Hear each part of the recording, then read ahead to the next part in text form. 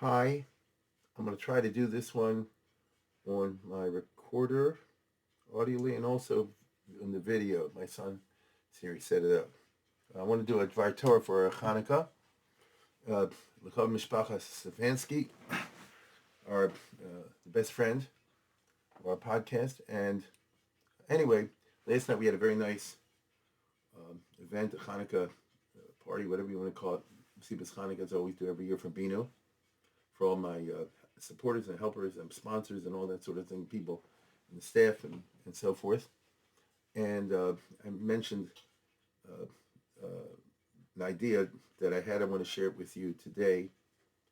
I want to thank Ed and Robin Hoffman especially for arranging such a magnificent uh, party, Mesiba, and let's get down to business.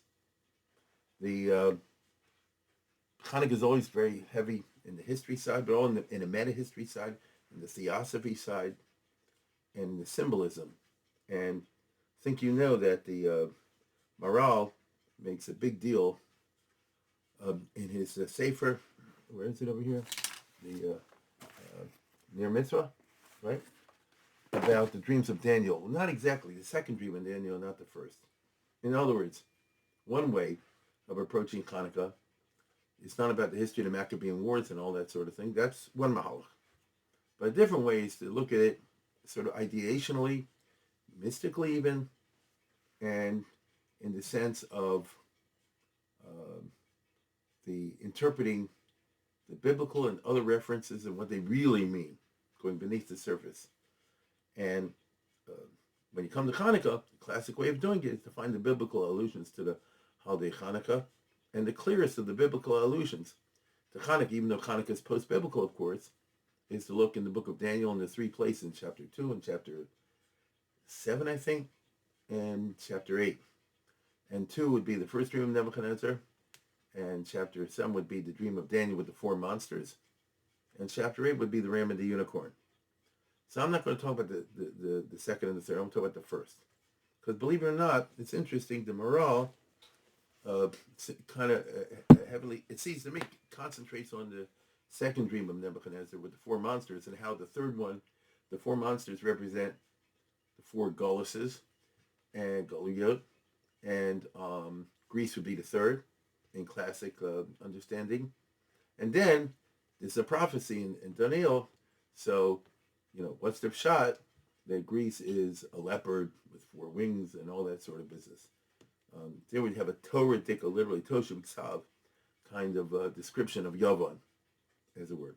May I point out in chapter 8, the angel says to Daniel that the unicorn that kills the ram is the Melch Yavan. Right? So we have these sort of explicit biblical references to Yavan, and that's where the Maharal goes to town. But not, I think, on the first dream, as I recall, which is Nebuchadnezzar's famous dream of the giant statue, of which the head is gold, and this part is silver, and then this part over here, the Rechaim and so forth, is Nechoshes. That's my point, Nechoshes. Bronze, copper, and so forth.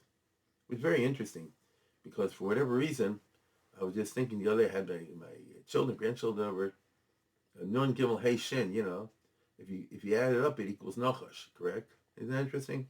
358, Nachash. Or Choshen, but still, Nachash is very suggestive. And I'm sure smarter people than I can build a whole thing out of Nachash and the Garden of Eden and blah, blah, blah. But I'm not going with that. It so happens that I was in shul, and one of the people in my shul, some man was telling me he's looking, and he appropriated the Bnei Yissaschar. I didn't even think about the Bnei Yissaschar, who has a lot on Hanukkah, the Hasidic source. And I looked at myself. I have my own copy, Menukat, of course. And Bnei Yissaschar really goes to town with a lot of ideational themes connected with Hanukkah. And my eye fixed on this business of the first dream of Nebuchadnezzar, where, again, the king, the story is that Nebuchadnezzar has a dream and he can't remember the dream. And therefore the dream interpreters can't tell him, because they say if he tells the dream, we'll interpret the Shabbat. But you don't even remember what the dream was. And he blows up and this, that, and the other. And finally Daniel, through Ruach HaKodesh, He's able to tell him what he dreamed. And then he tells him the interpretation of the dream. And since the king is so blown away by the fact that this other guy told the king what the king had dreamed, the king himself couldn't remember. It's not like Paro. So he listens to the interpretation also, and when it's over, he's like blown away by Daniel, and he gives him a raise, and he bows down to him, and this, and that, and the other. So in the dream is the four kingdoms. Now, it's entourage de Hava. The first of the four Goluses is Bavel. You, Nebuchadnezzar, the head of gold. Then will come another kingdom over here of silver. So silver is inferior to gold. Now, don't ask me to figure out why the Persian Empire Dafka was inferior to the Babylonian Empire when the Persian Empire was much longer, but leave that aside. And then the third one is over here, and that is bronze, or Nechoshes, copper. Okay? Nechoshes. So now comes the question, what's the Pshat Nechoshes? You understand? What's Pshat Nechoshes? And I happen to see in Bnei Yissaschar that he says that, what do you call it? That the third one is Nechoshes, and he brings a Rokeach, which is interesting. Now, Rokeach is not Hasidic, it's a Rishon, a major, maybe the major Ashkenazic mystic of the Middle Ages. Ashkenazic, no, it's not with the Zohar and the other stuff. That's in Spain. And he says something cool, which is, if you look at the end of Parshas Truma, I guess, Truma Tetzaveh, so what does it say at the end of Truma, after telling you all the stuff with the base of Mikdash and so on and so forth? So it ends with the word Nechoshes. B'chol Yiseidos, B'chol Yiseidos HaMishkan, something like that. Let me see over here. L'chol klei hamishkan, b'chol avodaso, b'chol yiseidos, b'chol yiseidos hachotzer nechoshes. That the yiseidos of the chotzer, the pegs and all that in the courtyard of the Mishkan, were made of nechoshes, of copper. And what's the very next verse? In other words, what you and I call the beginning of Parshas Tetzaveh. Of course, the Chumash is all a single narrative. It's not really broken up into Parshas Shabuah. So right after nechoshes, it says V'yichol yelech Hashem zayizach kasis lamor l'hal ner Torah. Makes a reference to the miracle of the oil. And that's just cool. Right? That's from the Rokeach, I say. So that led me thinking, because what do we associate Nechoshes and all that stuff with? So I'll tell you what I did. The Nechash and Nechoshes, the copper snake. Remember this famous story in Bamidbar Chaf Aleph? Remember, Greece is described as being symbolized by Nechoshes, right? So the Jewish people are committing a sin in Parshas Chukas, and what does it say over here? Here you go, beginning of Perkafal for you more near it. That the Jews started traveling.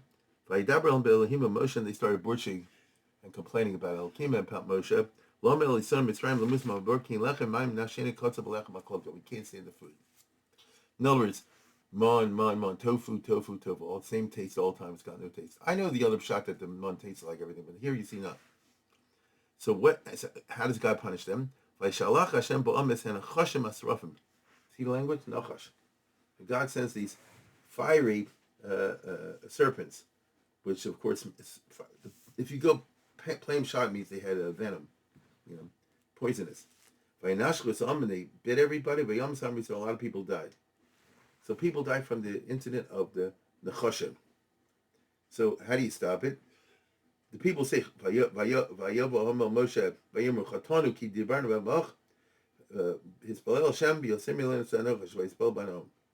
say, we regret, we do tshuva, classic tshuva, chatanu, charat all over, kabbalah asid, and so on and so forth. And pray to God, get rid of stuff. Moshe, and God says something very weird. He says,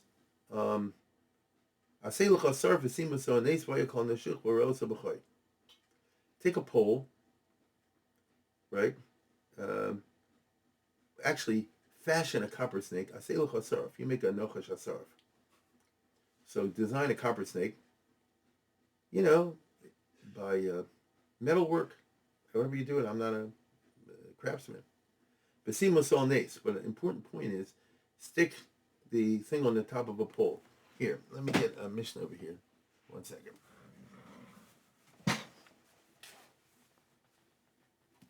Here you go. You know this. It's a Mishnah in the end of the third parak of Rosh Hashanah. Everybody does this Mishnah. And what does it say? Here we go. Here's a picture, right, of the over here. Here's a picture of the pole, right, in the cartoon Mishnayos. So you see, it's hard for me to do this. The other finger. So he says, here are the dying Jews, and then over here, as you see, is a pole, Simos al nes, and you put the sarf, the chash and the choshes up there, and everybody, and when they look up there, actually, when they look up there, they'll be healed. I know it's a pagan sounding sort of thing, and eventually degenerated to that, as we know from the Tanakh and the Mishnayos. But nevertheless, what's the original thing? Whoever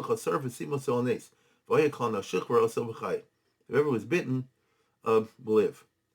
If I ask Moshe Nechash and Nechoshes, that's how he's described. Now remember, Yavan is described as Nechoshes. That's where I'm going with this. If I ask Moshe Nechash and Nechoshes, Vayisimei al nes, and he put it on that pole. So putting it on a pole is a key component of what God said. In other words, it wasn't simply they made a copper snake, but it was they made a copper snake and said put it on a pole. And everybody should look at it. How's it go? If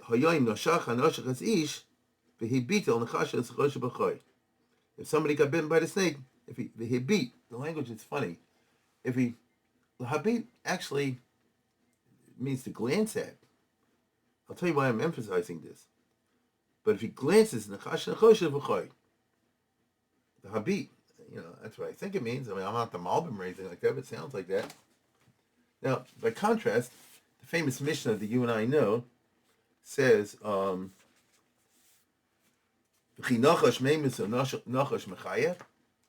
this hocus pocus? Was this magic? Did the snake actually effect the cure? This is the Jewish religion, remember? On the other hand, God tells Moses to do this. I just read you the pasuk. So what's going on over here? What would Maimonides say, as they say? So the Mishnah indeed gives a philosophical answer. Okay? A second here. Mishnah gives a philosophical answer. And it says, El Bisman Yisrael, listen closely. Bisman Yisrael mistaklin klapi maila. Umishtabdim es liban lavin shabashamayim hayim misrapim. Bimlav hayim nemokim. Again, what's the verb? Bisman Yisrael mistaklin klapi maila. In other words, the Mishnah kind of inverts the story in the sense that so what was the ikr part? The snake or the pole on which the snake was located? So you'd say the snake had to locate it somewhere in public view, so you put it on top. So the Mishnah sort of like flips it as far as I can see. And it says, no, the fact that it's up there, look up. The people are dying on the floor, like you see in the picture here. Oops, here, right? The people are dying on the floor, and they're looking up on the pole, on this. So that means if they're mistakel klapamayla, if they look up towards Mila, towards God. Now mistakel is a funny word, because that already means to look at something, not lahabit. It means look something with intensity. Right? Histakel baraisa bar alma. Doesn't mean God gave a glance at the Torah. He was ma'ayin in it. He studied it, you might say. A penetrating glance. If they're mistakling laklapi Mila, okay? It doesn't say he looked at the snake, but they look at the sky. So notice the snake is simply in it. Now this is a philosophical interpretation, but it's a Mishnah, right? You'd say it's almost like a Hellenistic philosophical interpretation from the Second Temple period. But it doesn't matter. It's a Mishnah, okay? So mistaklim klapi ma'ala, they look up towards Hashem. In other words, you look up to the sky. Now I know God's not in the sky, but in human beings, you look up. Even though I'm using spatial terms, that's the human being's way of trying to connect with the transcendent, even though you realize that transcendent is like a different universe, a different zone of reality. and they're Meshabed is their lave. Again, that's a strong interpretation. We usually read it just as a rhetorical statement. Meshabdim Sliban. What's the lave? What's the lave? The heart. Okay, what's the lave? It's the mind in Mishnah language, right? If you, Rahman Liba boy, God doesn't want the organ called heart, for the cardiologist. What does he want? Liba boy. He wants your thinking part. Are you correct? You're rational, maybe? If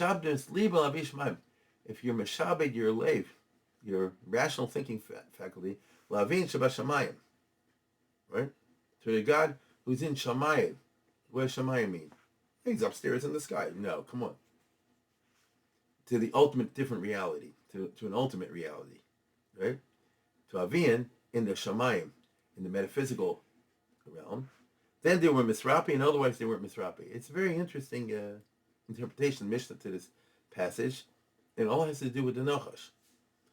Now, you know and I know that later on in Jewish history, Chizkiyahu, the king, destroyed the Nachash and Nechoshes because it became an object of idol worship. I think the reason I say you know it is I don't think you know Tanakh so well, but everybody sooner or later learns the Mishnah in Pesachim, Pesach time. Was at the end of the fourth parak. Some things Chizkiyahu did they approved of, some things Chizkiyahu did they didn't approve of. One of them is Kitis is Nachash and Nechoshes. All of our mitzvah boys remember that because they all want to do it. Same with Moed. Okay, fine. So, what do we see over here? There was an idol, right, an image, which God told him to make. There's an artistic image of a snake that was put on a pole.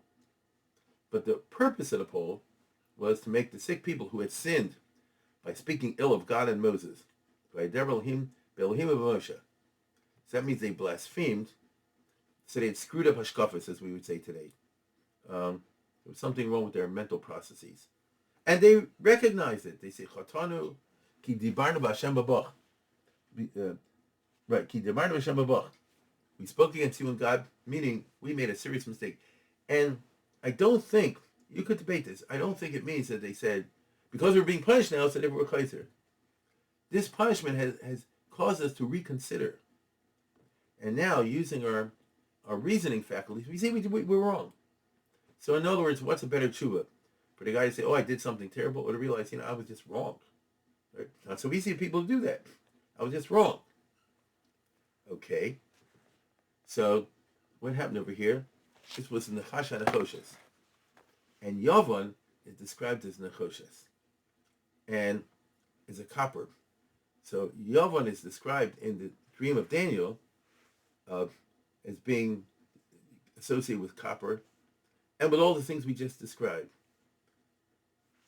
And what was the problem with the Nechash and Nechoshes, which predated Yavan? Correct? This happened in the time of Moshe in the Chumash. So they took a piece of art, and instead of using it as a means to appreciate the divine force behind the art,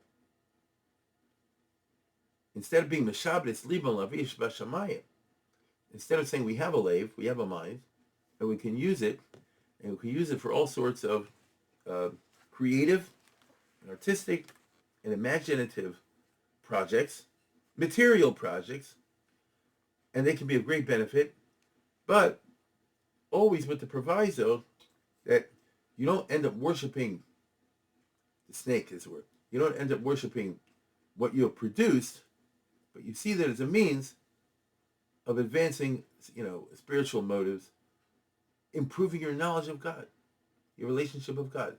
Your mistakel l'mayla, mashabed lev labin b'shamayim. It is a very interesting phrase to me. Now, in the time of the desert, it worked because it said they looked and they were healed. And the Mishnah tells you that means they chopped the meaning, the Musar meaning of this, and they realized what their sin was, and therefore, instead of complaining about the food and all the rest of it, they focused on more spiritual and appropriate matters. The time of the Judaism, now let's put it this way, but the Nachash, the Choshes, represented something very important. After all, Nechoshes is used in the Mishkan, right? Nechoshes is used a lot in Kedusha, Mizbeach HaNechoshes, for example, right? And many other things. So in other words, art has a place in Judaism or in Torah. Creative activity, I mean art in its widest sense. I'm particularly focusing here on the material side, right? Art can produce beauty in a way that others can't reproduce beauty. There's all different types of beauty out there. There's intellectual beauty. Let me put it this way. I'm not a big mathematician, so but you tell a big mathematician, a gewaltige, math for it. I'm very serious. It's a thing of beauty, right? You others can, music can be a thing of beauty. A good philosophical art, if you're that inclined, if you're built that way, you think of beauty. Not simply pleasure, but beauty. You know what I'm saying? Not just pleasure. Pleasure can come in all kinds of forms. The pleasure is not necessarily divorced from beauty, but now we're getting very philosophical over here. Is pleasure and beauty the same, and so on and so forth. But beauty is a powerful item. Now, the point is beauty an end in itself, or is it beauty means to an end? Okay? So, we're supposed to believe that beauty has its place, it's a means to an end. So when you use beauty, for example, in building the Mishkan or the Beis HaMikdash and that sort of thing, the purpose of beauty is you walk into the Beis HaMikdash, you see this place, you're blown away by the Zav, Kesef, and the Choshes, and all this other stuff. You see, wow. And then using that sense of awe, which is produced by the beauty, now you try to approach God, understand God in a way superior to what you had until then. Right? You can use beauty as a trigger to transcend. Maimonides has this in his way when he says, how do you get Avos Hashem? You look at the Bria and you're blown away and you get to Avos Hashem. I don't know if that works for everybody. It don't work for me, but but I get the point. The Ram says, you look around, like David Melch says, Kiera Shemayim, Maisetz Pesach, whatever the pasuk is, and I say, Morab Masech Hashem. Okay. But the idea is, it gets you to Morab Masech Hashem.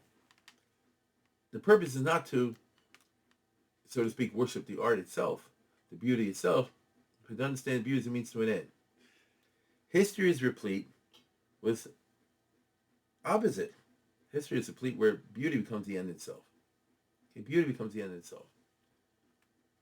Modern material culture, American culture, world culture, Western culture, the internet, is about, using beauty to get you to buy something. Okay, we're really driven by money today, but nevertheless, people looking for the beauty. Could be a pretty girl, could be a pretty painting, could be pretty this. Whatever a person's particular idea of beauty is, that's a different story. But the beauty idea is a powerful one. And it's associated over here, very interestingly, in the dream of Daniel, Yavan is associated with Nechoshes. Right? Now, the Nechoshes was the snake, the Nechash and Nechoshes. The pole wasn't made out of Nechosh. It doesn't say so. It says, Asei Nechash and Nechoshes, Vayisimei al Nes. Isn't that what it says? Vayas Moshe Nechash and Nechoshes, Vayisimei al Nes. So the Nechash, the snake in the story that was constructed, this was made out of Nechoshes, not the pole. Okay? So, although it turns out the pole was the main thing to get you to look up. And so what was the point, it seems to me, especially inspired by this Rokech and all that the Yavan represents the Nechoshes, but you don't go past that. The Yavan represents the Nechoshes, because that's what it's described in the dream, but it doesn't transcend. You end up worshiping the beauty. And indeed, in the rabbinic way of understanding the Greek culture, I'm not talking about the historic way, I'm talking about the rabbinic way of understanding the Greek culture. This is how they define it. That Yavan was a civilization which excelled in the beauty side, but don't get past that, to be Meshabed Libim Labi and Shabbat Shamayim. Today, the best thing I can think about, example that would fit in today's culture, would be science. Today, we worship science, not undeservedly so. Science, for the last 150 years, is going at a frenzied pace unlike anything we've ever seen. Today, as I speak, at the end of the year 2024, at the beginning of the year 2025, there are scientific advances. I don't think I'm exaggerating if I say every minute around the world. Is it going in the right direction? Is it being used for right purposes? No one's supposed to ask the question, what is the purpose of science? Right? What's the purpose of all the discoveries? How does it make life better, not in the material sense, but in the spiritual sense? That's almost like a dirty word to ask. No one hesitates to say, how can science and beauty and all the rest of it be of service to the financial, the money sense? That's exactly what happens. You have a new discovery and somebody figures out how to monetize it. I get that. So to put science into the worship of the golden calf, okay, you worship the gold. But to be Meshabeh Lavim, should be Shemayim, which it could be, Beis Hamikdash, it's all about that not. And so it's like the Yavan, I think, represents the Nachash and Nachosha. It's the way it turned out in history. Because it may be the beginning in the book of Bamidbar, it says they looked at it and they were cured. And the Mishnah tells you that means they looked Klape Milo and they were Shabbos Liban Lavish Vashamayim. But that's the whole order. If you got Moshe Rabbeinu there and somebody was just bit by a snake, and under those circumstances, no, in the context of catastrophe, maybe people are moved to this. But over the course of time, we're told, people didn't get that. So when you went to the Beis Hamikdash, long ago, by Rishon, and you saw the Nachash and Nachoshes, wherever it was, you didn't say, oh, I'm going to look on the pole past the snake and look Klapi Milo and be Meshabes Alei Lavin Shamayim. Instead, he said, check out the snake. Wow. It was built by Moses, which is true. Therefore, it's unbelievable, which is true. And God told him to make it, which is true. And isn't it weird that God told him to make a material object? That's all true. But they didn't take it to the point of saying, okay, the snake is there to make you look up. And looking up, again, is spatial. So looking up means transcend. Really means transcend, your regular limitations and think of a different zone of reality. That is to say, don't see the world not with God, because that's the way the world looks. There's no God there. Let's see the world with God running it, the show, omnipresent and all the rest of it. And then the beauty is a means to an end. It's actually interesting from a historical perspective that one of the great critiques of Hellenistic civilization at the time of the Maccabean revolt was, this is what the historians say, not me, that the Greek civilization, Hellenistic civilization, was in a decline.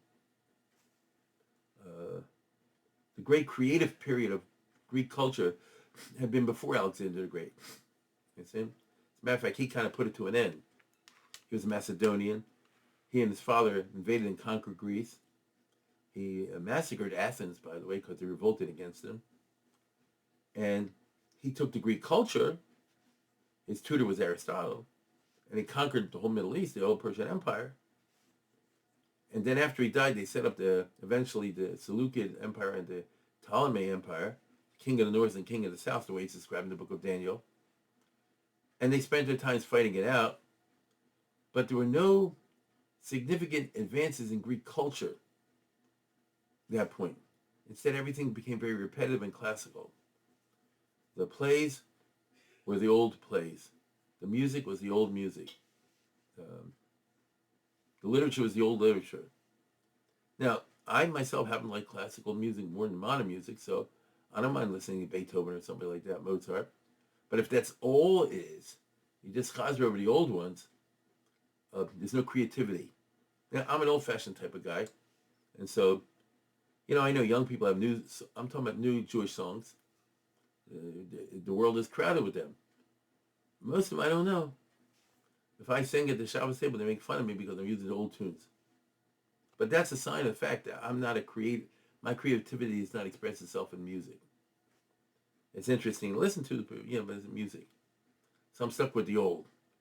But there would talk to be something wrong with American Judaism or Israeli Judaism if all they ever did was chazer over the songs from the 50s and 60s and that sort of thing. And there's no new creativity.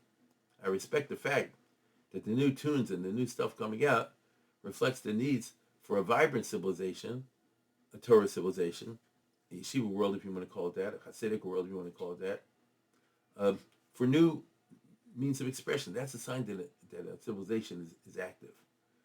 The Greeks didn't have that at the time of Hanukkah. It was the old play. Here, let me. I won't bring the book, but if you know the history stuff, you'll know that it's a very apt description in the Choshe, a very apt description, because the focus was on the Nachash, so to speak, and not on the pole. The focus was on the artistic beauty of the classical sort and nothing new. And Hanukkah was fought along these lines in the ideational form. And what the Greeks contributed to world civilization, if you followed the story of Daniel and the dream of Nebuchadnezzar, was the idea of this Nechoshes, in other words, of the impressive nature of the material, when the material is reassembled in imaginative ways. When the material is reassembled in imaginative ways, we call that art. At least I do. And that's very interesting and will always be attractive if you put it over the right way. There's something in the human psyche that when you see material objects reassembled and modified, however, in certain ways, they do evoke sentiments of awe and beauty and things like that. But is that the goal?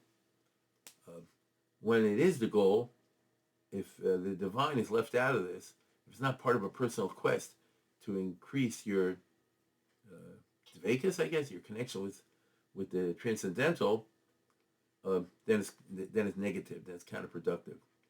And isn't that interesting that therefore all that is told in the story of the Nechoshes, which in the end kitis and chasha Nechoshes. And indeed, the eventual, how should I put it, the eventual development of rabbinic Judaism was away from the material art. We Jews have always had our share of art, but it constantly changes. It's always a knockoff of whatever the art is in the country you live in.